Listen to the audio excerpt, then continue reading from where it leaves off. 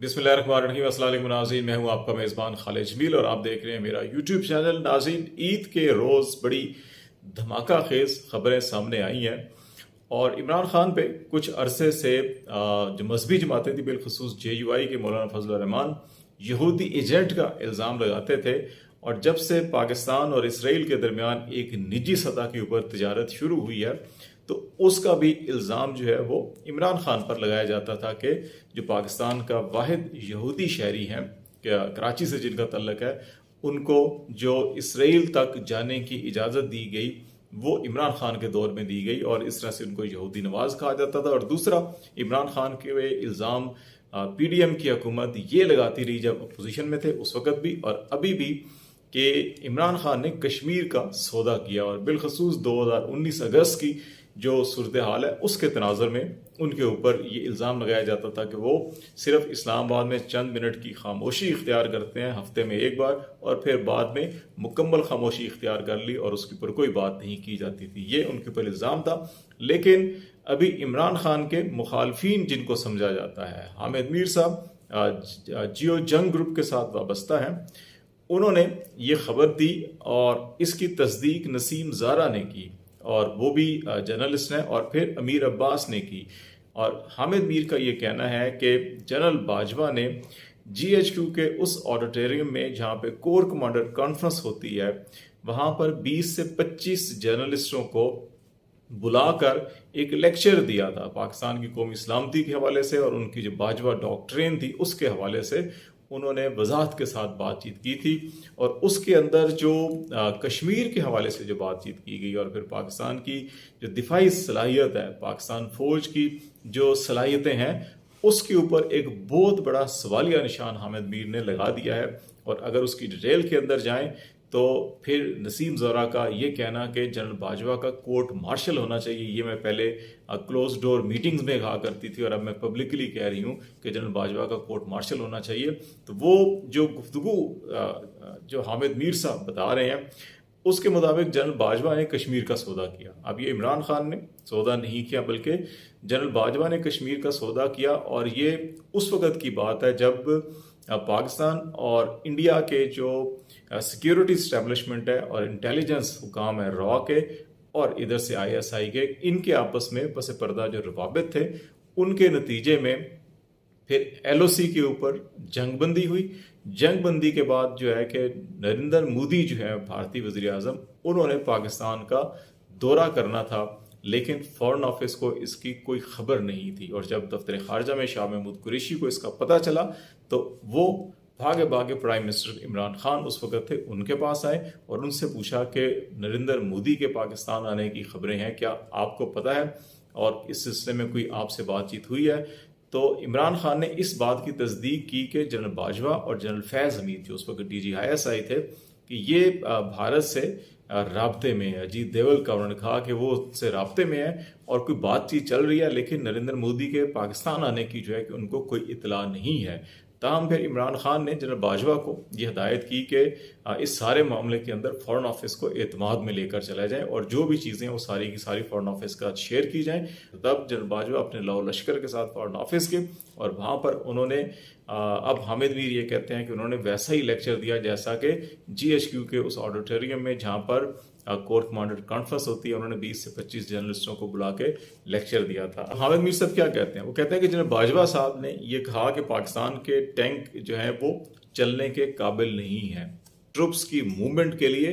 Diesel नहीं है और फौज हमारी लड़ने के काबिल नहीं है, इसलिए हमें भारत से सुलह कर लेनी चाहिए। तो अमीर अब्बास ने ये जो क्लिप था इसको फिर PTI के सोशल मीडिया ने इसको बड़ा वायरल किया। तो उस पर अमीर अब्बास ने कंफर्म किया ट्वीट करके और ये कहा कि उस मीटिंग में, ये मई 2021 की मीटिंग है, इसमें अमीर अब्बास ने कहा कि मैं भी मौजूद था और इस मुलाकात का हिस्सा था। और इसमें जनरल बाजवा ने यह भी कहा था कि 2017 में DG ISI जब नवीद मुख्तार थे, उनसे नवीद मुख्तार से भारत ने पस पर्दा मुलाकात के लिए रब्ता किया तो जनरल बाजवा जो है वो शहबाज शरीफ को लेकर और नवीद मुख्तार को लेकर जो है कि वो उस वक्त प्राइम मिनिस्टर शाहिद खाकान अब्बासी थे, उनसे मिले और शाहिद खाकान अब्बासी ने जो है कि वो पाकिस्तान इंडिया के जो पसपर्दा रवाबित थे इनकी मंजूरी दी थी। उस वक्त अगर मई 2021 में जनरल बाजवा जो है वो ये कह रहे हैं कि फौज लड़ने के काबिल नहीं है, सुलह कर लेनी चाहिए, तो आपको याद होगा कि अगस्त 2019 में कश्मीर में जब उसका स्टेटस बदला गया था, उसके बाद फिर इमरान खान ने भारत के साथ हर सतह पर मुज़ाकरात, बातचीत और तिजारत भी बंद कर दी गई और फिर यहाँ तक कि भारतीय चैनल्स भी पाकिस्तान में पहले से ही बंद थे, तो हर तरह का राब्ता मुनक़दा कर दिया गया था और कहा गया था कि अगर इंडिया चाहता है कि बातचीत शुरू हो, तिजारत शुरू हो या रवाबित शुरू हो, तो फिर इंडिया को पहले कश्मीर का स्टेटस बहाल करना होगा। लेकिन बाजवा साहब जो हैं कि वो पस मंज़र में क्या गुल खिला रहे थे, वो अब चीज़ें सामने आ रही हैं। तो इस तनाज़र के अंदर ये कहा रहा है कि जनरल बाजवा का कोर्ट मार्शल किया जाना चाहिए। इसमें बाज़ जर्नलिस्टों ने इसमें यह तड़का भी लगाया है कि जनरल बाजवा सिर्फ इंडिया के हवाले से नहीं बल्कि इसराइल के साथ तल्लुकात को मामूल लाने के लिए भी जो जर्नलिस्टों को कन्विंस कर रहे थे कि आप इसका माहौल बनाएं, और उन्होंने 2-3 जर्नलिस्टों को कहा कि आप इसराइल के साथ हमारे सफारती तल्लुकात होने चाहिए, सियासी तल्लुकात होने चाहिए, और दुनिया इस वक्त जो ग्लोबल विलेज है तो उसमें हमें इसका फ़ायदा उठाना चाहिए और इसके लिए माहौल साजगार बनाया जाए। तो ये बातें भी की जा रही हैं, लेकिन जिनका सारा इल्ज़ाम इमरान खान पे डाला गया, तो अब असल महरक़ात जो सामने आ रहे हैं उसके पीछे बाजवा साहब जो हैं कि वो कार फरमा थे। इस सारी सिचुएशन में बड़ा इंटरेस्टिंगली जब ईद के दिन ये खबर आ रही थी, तो उसी दिन army chief general Asim Munir का दो टोक एक जवाब भी इस हवाले से तो नहीं है, लेकिन वो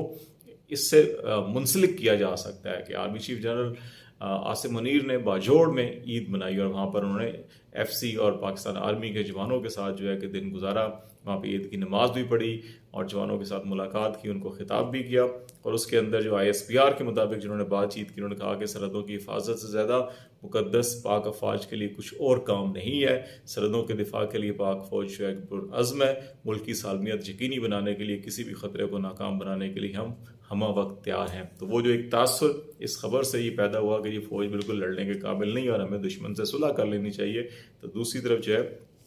कि जनरल आसिम मुनीर का ये बयान आ रहा है कि नहीं, सरहदों की हिफाजत से ज़्यादा मुकद्दस हमें जो कोई काम नहीं है और हम हमा वक्त तैयार हैं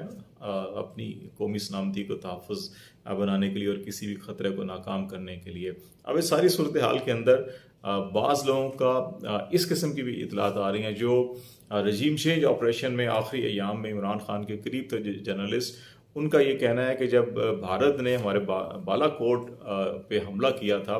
और जो LOC के ऊपर उनकी फ़ज़ाई हदूद की खिलाफ वर्जी की गई, तो उसके बाद फिर पाकिस्तान ने उनके फ़ज़ाई त्यारे भी गिराए थे और जिसमें अभिनंदन जो है कि वो यहाँ पे अरेस्ट भी हुआ था। तो ये कहा जा रहा है कि जनरल बाजवा उस वक़्त भी इस मूड में नहीं थे और जनरल बाजवा ने जो प्राइम मिनिस्टर को एडवाइस की थी वो ये मशवरा दिया था कि हमें भारतीय जारियत का जवाब जो है कि वो हमले से नहीं देना चाहिए। लेकिन इमरान खान ने डिसाइड किया कि नहीं, हम जो है कि अब उनको